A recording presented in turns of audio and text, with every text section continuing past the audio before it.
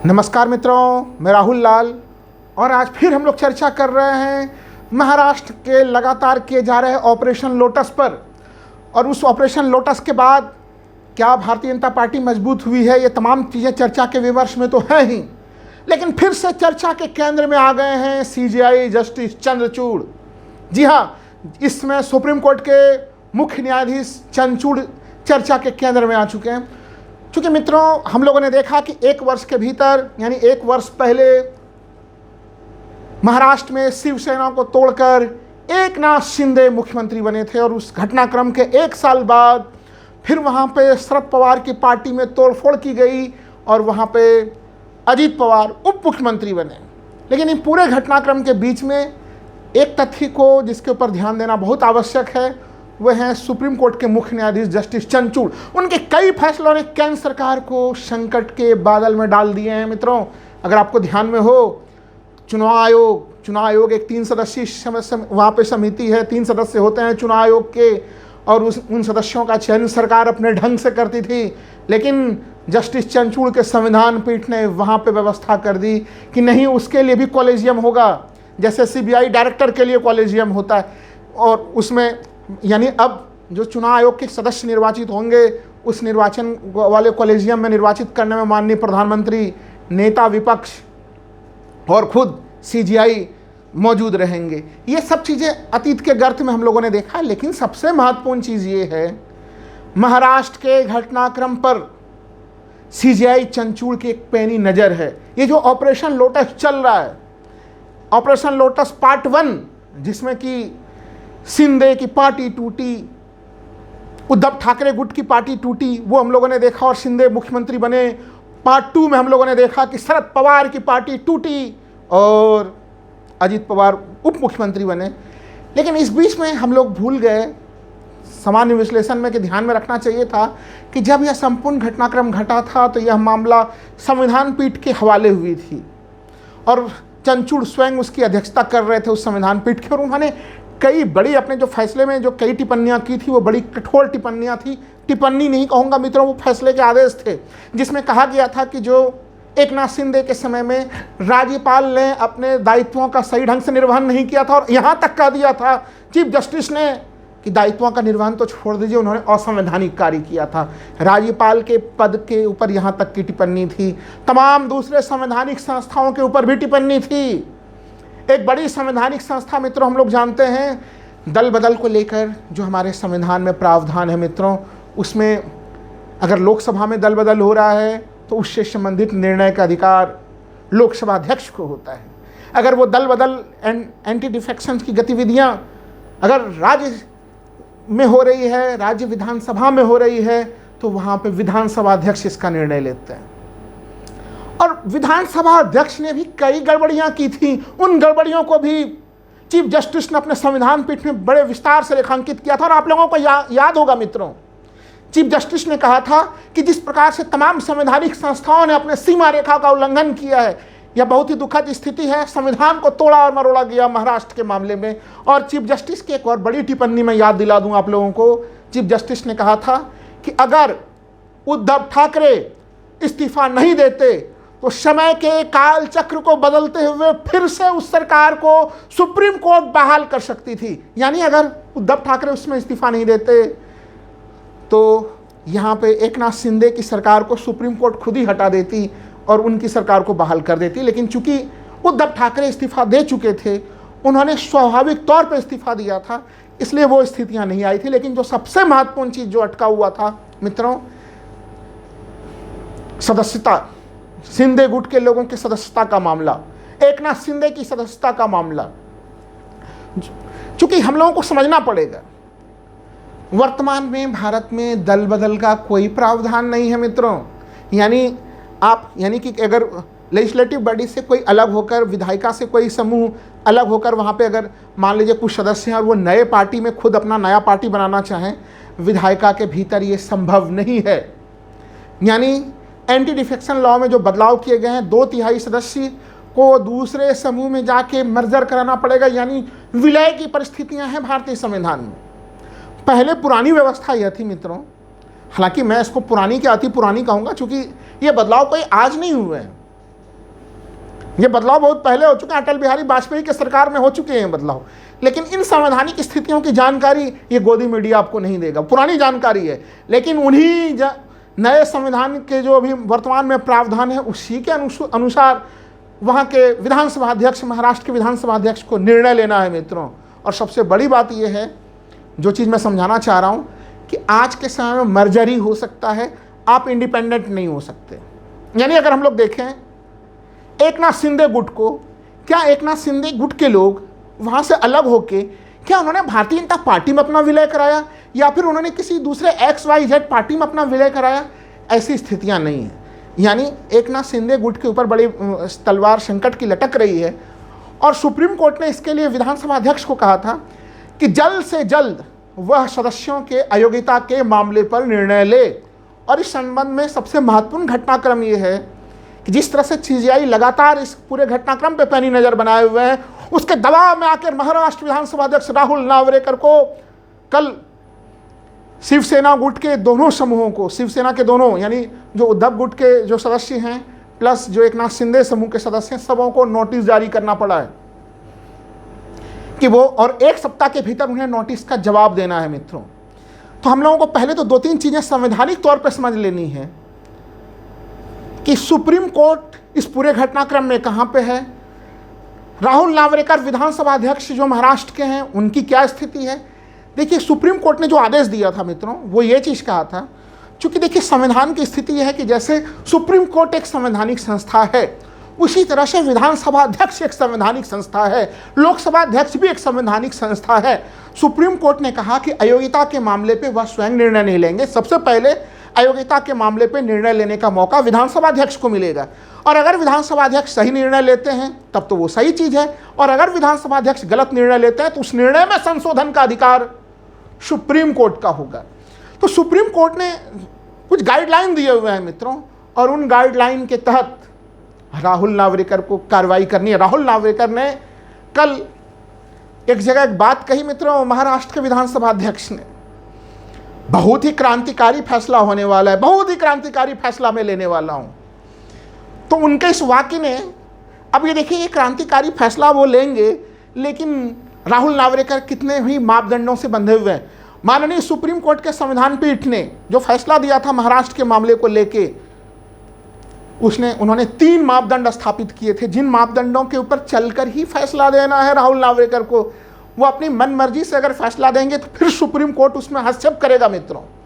इसलिए मैं कह रहा हूं, जो ऑपरेशन लोटस ये चल रहा है, उस ऑपरेशन लोटस के ऊपर जस्टिस DY चंद्रचूड़ की बहुत ही पैनी नज़र है। और जस्टिस चंद्रचूड़ जाने जाते हैं अपने न्यायप्रियता के लिए, वो किसी का पक्ष नहीं लेते हैं, बल्कि संविधान के एक प्रावधानों का विस्तार से व्याख्या करते हैं। एक तरह से संविधान को एक तराजू के रूप में बनाते हैं वो, और अगर उससे कोई दाएं और बाएं की स्थिति में जाता है तो फिर वहाँ पे वो न्याय के लिए सामने में खड़े हो जाते हैं। ऐसे स्थिति में राहुल नावरेकर के ऊपर भारी दबाव है इस समय।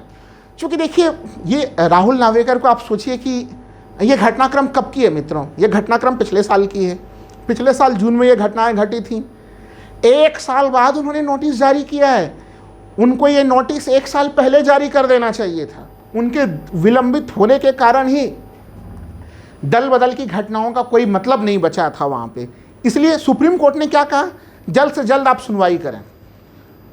अब इसको लेके भी कई लोग तरह तरह की व्याख्या कर रहे थे कि वो जल्द से जल्द का मतलब क्या होता है, राहुल नावरेकर अपने ढंग से करेंगे। लेकिन नहीं, ये मामला चूंकि मैंने पहले भी कहा था कि सुप्रीम कोर्ट 3 जुलाई से खुल चुका है, हर घटनाओं पे अब फिर से पैनी नज़र है सुप्रीम कोर्ट की। ऐसे स्थिति में राहुल नावरेकर को 3 मापदंड जो सुप्रीम कोर्ट ने उन्हें सुझाए, उन मापदंडों के रहते हुए फैसला देना है। पहला चीज़ सुप्रीम कोर्ट ने स्पष्ट कर दिया है।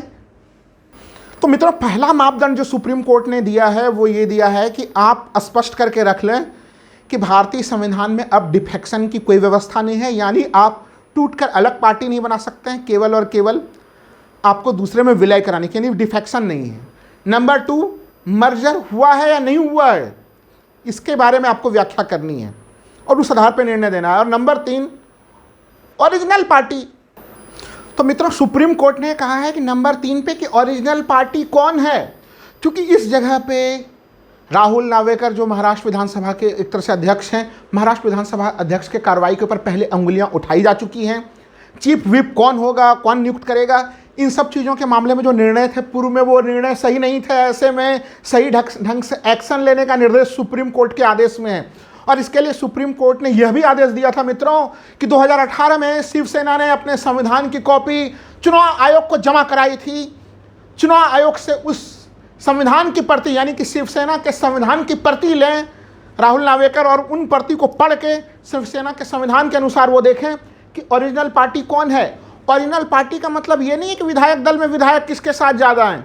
ओरिजिनल पार्टी का जब आप निर्णय करेंगे तो निर्णय होगा पूरे संगठन की क्या स्थिति है, जिलाध्यक्ष किसके साथ हैं, प्रखंड अध्यक्ष किसके साथ हैं, पंचायत अध्यक्ष किसके साथ हैं, यानी नीचे से लेकर ऊपर तक पार्टी किसके किसके साथ है, उस आधार पर निर्णय लेना है। और मित्रों, जो खबरें आ रही हैं महाराष्ट्र से कि विधानसभा अध्यक्ष राहुल नावेकर ने चुनाव आयोग से शिवसेना के संविधान की प्रति सुप्रीम कोर्ट के आदेशानुसार मंगवा ली है निर्णय देने के लिए। एक तरह से महाराष्ट्र में एक निर्णय की घड़ी है। राहुल नावेकर सही निर्णय देते हैं तो इतिहास में उनका नाम दर्ज होगा कि वो सही निर्णय दे रहे हैं, और अगर वो गलत निर्णय भी देते हैं, पक्षपातपूर्ण निर्णय देते हैं, तो सुप्रीम कोर्ट में जस्टिस DY चंद्रचूड़ उसको संशोधित करने के लिए बैठे हुए हैं। ये स्थितियाँ, और इन स्थितियों में एक तरह से ऐसी स्थिति बनी हुई है जो अब तक अगर सही ढंग से निर्णय देते हैं अगर नावेकर, तो स्थिति ये बनेगी कि एकनाथ शिंदे ग्रुप के लोगों की सदस्यता चली जाएगी। खुद एकनाथ शिंदे भी जो है कि वो सदस्य नहीं रहेंगे, और इस कारण महाराष्ट्र में काफ़ी उथल पुथल की स्थितियां बनी हुई हैं। आज स्थिति ये है कि एकनाथ शिंदे ग्रुप के लोग फोन कर करके उद्धव ठाकरे समूह के लोगों से संपर्क कर रहे हैं, क्योंकि जब उनकी सदस्यता चली जाएगी तो भारतीय जनता पार्टी के किसी भी लायक नहीं बचेंगे वो सदस्य, वो निरुयोगी हो चुके हैं, उनकी कोई सदस्यता नहीं होगी। ऐसे स्थिति में मित्रों, उनके पास अगर कोई एक विकल्प होगा तो वह विकल्प केवल और केवल शिवसेना में जाने का होगा। लेकिन क्या शिवसेना सबके लिए दरवाजे खोलेगी? कई सारे जो है कि स्थितियां देखिए कितनी तेज़ी से करवट ले रही हैं। शिवसेना के लोग कह रहे हैं कि सबों को एडजस्ट करना बड़ा मुश्किल सा चीज़ है, यानी उद्धव गुट के लोग बोल रहे हैं कि सबों को एडजस्ट करना मुश्किल सा चीज़ है। हालांकि कुछ लोग ऐसे रहे हैं जिन्होंने कि उद्धव ठाकरे की काफ़ी कम आलोचना की है, वो लोग अभी उम्मीद रख रहे हैं कि हमने तो काफ़ी कम आलोचना की है उद्धव ठाकरे की, शायद हमारे लिए रास्ते और दरवाजे खुल जाएं। एक तरफ से मित्रों अगर हम लोग देखें तो उत्तर प्रदेश जो कि 80 सदस्यीय है लोकसभा में, उनकी स्थिति वहाँ से 80 सदस्य चुनकर जाते हैं और महाराष्ट्र से 48 सदस्य चुनकर जाते हैं। वैसे में अब जब एकनाथ शिंदे ग्रुप को लेके इतनी बड़ी कार्रवाई अगर हलचल होती है तो आप सोच सकते हैं कि ऑपरेशन लोटस के ऊपर कितना बड़ा प्रहार होगा। चूँकि बीजेपी की जो पूरी रणनीति थी कि महाविकास अघाड़ी को तोड़ फोड़ कर बर्बाद कर देना और पूरी ऊर्जा के साथ महाराष्ट्र के चुनाव को जीतना। चूँकि अगर हम लोग चुनाव के पुराने आंकड़ों को लेते हैं अगर मित्रों, तो 2014 और 2019 के आंकड़े काफ़ी चौंकाने वाले आंकड़े थे। यानी कि उसमें भारतीय जनता पार्टी और उद्धव ठाकरे शिवसेना के साथ उनके गठबंधन थे। 48 में से 41 सीटें 2014 में भी भारतीय जनता पार्टी गठबंधन के रूप में जीतने में सफल रही थी और 2019 में भी जीतने में सफल रही थी। लेकिन जो अभी स्थितियां बनी है कि जहां एक तरफ से भारतीय जनता पार्टी जो कि कहती है दुनिया को कि हम सबसे बड़े लोकतांत्रिक पार्टी हैं, और उनके चाणक्य के सामने में जस्टिस DY चंद्रचूड़ के न्यायप्रियता के कारण एक संकट की स्थिति आ गई है। वो संकट की स्थिति यह है कि अगर एकनाथ शिंदे समूह की सदस्यता चली जाती है तो जो वो चाह रहे थे कि महाविकास अघाड़ी का एक वैकल्पिक रूप लेके वो 2019 के लोकसभा चुनाव में मजबूती से जाएं, वो स्थितियां उनके पास कहां से रहेंगी। यानी फिर से जो जिसको ट्रिपल इंजन करके भारतीय जनता पार्टी और तमाम उनके समर्थक प्रचारित कर रहे हैं, उनके ट्रिपल इंजन में से एक इंजन जल्द ही जो है कि उसकी बैटरी डाउन होने वाली है। ये स्थितियां बनी हुई हैं। तो एक सहानुभूति का फैक्टर जो कि पहले से ही उद्धव ठाकरे एक समूह के पास है। उद्धव ठाकरे की मजबूती देखिए कि अब एकनाथ शिंदे समूह के लोग उनको फ़ोन कर करके विनती कर रहे हैं कि हमें आप शामिल करा लीजिए। तो राजनीति में समय का कालचक्र मित्रों कितना महत्वपूर्ण होता है वो हम लोगों को इन सब सारी चीज़ों से दिखता है। और दूसरी बात एक बार मैं पुनः कहूँगा कि जो महाराष्ट्र में उठा पटक है, हलचल है, इसमें तमाम बहुत सारी घटनाएं एक साथ चल रही हैं। उसके साथ ही साथ हम लोगों को ये भी ध्यान रखना चाहिए कि जो चीफ जस्टिस हैं उनकी न्याय देने की नीति और किस तरह से वो न्याय देने में काफ़ी आगे रहते हैं, एग्रेसिव होकर न्याय प्रदान करते हैं। अभी इसी महीने के शुरुआत में 1 जुलाई को गुजरात हाई कोर्ट ने एक निर्णय दिया और उसमें तीस्ता सीतलवाड़ को जल्द से जल्द उसमें आत्मसमर्पण करने के लिए कहा गया। लेकिन उस दिन रविवार, उस दिन छुट्टी का दिन था मित्रों, सुप्रीम कोर्ट बंद थी, लेकिन तीस्ता सीतलवाड़ के साथ अन्याय की स्थिति नहीं हो। सुप्रीम कोर्ट उस दिन 2 बार खुली थी मित्रों। एक बार तो सुप्रीम कोर्ट जो है कि वो खुली और सुप्रीम कोर्ट के 2 सदस्यीय खंडपीठ में वो डबल बेंच में मामला गया और दोनों जजों के निर्णय अलग अलग हो गए। फिर उसके बाद उस निर्णय के आने के त्वरित तौर पे कुछ घंटे में जस्टिस DY चंद्रचूड़ ने दूसरा पीठ का गठन किया और वहाँ से तीस्ता सीतलवाड़ को राहत मिली। तो इन जहाँ पे DY चंद्रचूड़ को लगता है कि संवैधानिक कानूनों का उल्लंघन हो रहा है, हाईकोर्ट के स्तर पे भी, उसमें वो तेजी से संशोधन करने के लिए चले आते हैं। और वो कितना न्यायप्रिय है इसको केवल 2 घटनाओं से आप समझ सकते हैं। पवन खेड़ा को जो है कि दिल्ली एयरपोर्ट पे उनको नीचे उतार कर अर्धसैनिक बलों से जबरन उन्हें गिरफ्तार कराने की कोशिश की जा रही थी। उस मामले में उन्होंने केस में मेरिट देखा और पवन खेड़ा को त्वरित तौर पर राहत मिल गई। लेकिन जब पवन खेड़ा के घटनाक्रम का उदाहरण देकर दिल्ली में शराब के मामले में, अवैध शराब के मामले में, शराब पॉलिसी, लीकर पॉलिसी के मामले में फंसे हुए दिल्ली के पूर्व मुख्यमंत्री मनीष सिसोदिया ने राहत की सांस लेनी चाहे तो उन्हें राहत का मामला नहीं मिला, उन्हें राहत नहीं मिल पाई मित्रों, क्योंकि वहाँ पे मेरिट उनके पक्ष में नहीं था। यानी जस्टिस DY चंद्रचूड़ डंके की चोट पे न्याय करते हैं और उस न्याय प्रणाली के कारण आज अचानक से हम लोग देखें तो महाराष्ट्र में विधानसभा अध्यक्ष सक्रिय हुए हैं और महाराष्ट्र में विधानसभा अध्यक्ष के सक्रिय होते ही एकनाथ शिंदे गुट के सदस्यों की सदस्यता पे अब सवाल उठने लगे हैं। कई लोग मान रहे हैं कि अब 4 दिनों की बात है, यानी कि 1 सप्ताह के भीतर ही कुछ ना कुछ निर्णय होगा, उसके बाद निर्णय की स्थिति बनेगी जब सभी सदस्य नोटिस का जवाब देंगे। इसमें उद्धव ठाकरे गुट को भी कहा गया है कि उनको भी नोटिस दिया गया और उन्हें कहा गया है आप अपनी तमाम आपत्तियों को विस्तार के साथ रखें।